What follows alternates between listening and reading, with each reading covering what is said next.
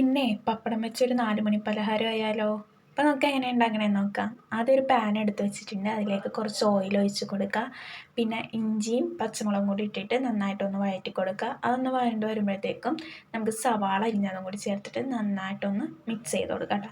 അതൊന്ന് പെട്ടെന്ന് വെന്ത് കിട്ടാൻ വേണ്ടിയിട്ട് ഉപ്പ് ചേർത്ത് കൊടുക്കാനുണ്ട്. പിന്നെ അതൊന്ന് വെന്ത് കഴിയുമ്പോഴത്തേക്കും നമുക്ക് പൊടികളായ മഞ്ഞൾപ്പൊടി, മുളക് പൊടി, മസാലപ്പൊടി, മല്ലിപ്പൊടിയും ചേർത്തിട്ട് നന്നായിട്ട് മിക്സ് ചെയ്യാം. അതിൻ്റെ പച്ചമണമൊക്കെ മാറുമ്പോൾ നമുക്ക് തക്കാളിയും കൂടി ചേർത്തിട്ട് അതും ഒന്ന് വഴറ്റിയെടുക്കും. അതൊന്നായി കഴിയുമ്പോൾ നമ്മളിവിടെ ബീഫ് വേവിച്ചും ഉരുളക്കിഴങ്ങ് വേവിച്ചും വെച്ചിട്ടുണ്ടായിരുന്നു കേട്ടോ. അതും കൂടി ഇതിലോട്ടിട്ടിട്ട് നന്നായിട്ട് എല്ലാം കൂടി മിക്സ് ചെയ്ത് കൊടുക്കാം കേട്ടോ.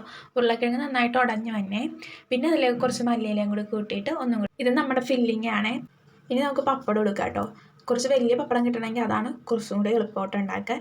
ഇനി നമുക്ക് ആ പപ്പടത്തിൻ്റെ ഉള്ളിലേക്ക് ഇത് ഒന്ന് ഫില്ല് ചെയ്ത് കൊടുക്കാം. എന്നിട്ട് ജസ്റ്റ് ഒരു വെള്ളം വെച്ചിട്ട് ഇതേപോലെ ഒന്ന് പ്രസ് ചെയ്ത് കൊടുത്തു കഴിഞ്ഞാൽ അതിങ്ങനെ അടഞ്ഞിരിക്കും കേട്ടോ. അതേപോലെ നമുക്ക് എല്ലാ പപ്പടം ആക്കിയെടുക്കാം. എന്നിട്ട് നമുക്ക് കുറച്ച് ഓയിൽ വെച്ചിട്ടൊന്ന് ഫ്രൈ ചെയ്ത് എടുത്തു കഴിഞ്ഞാൽ നമ്മുടെ പപ്പടം കൊണ്ടുള്ള 4 മണി പലഹാരം ഇവിടെ റെഡിയായി കേട്ടോ.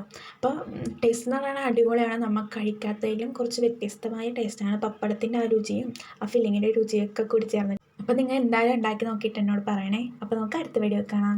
ടാറ്റാ.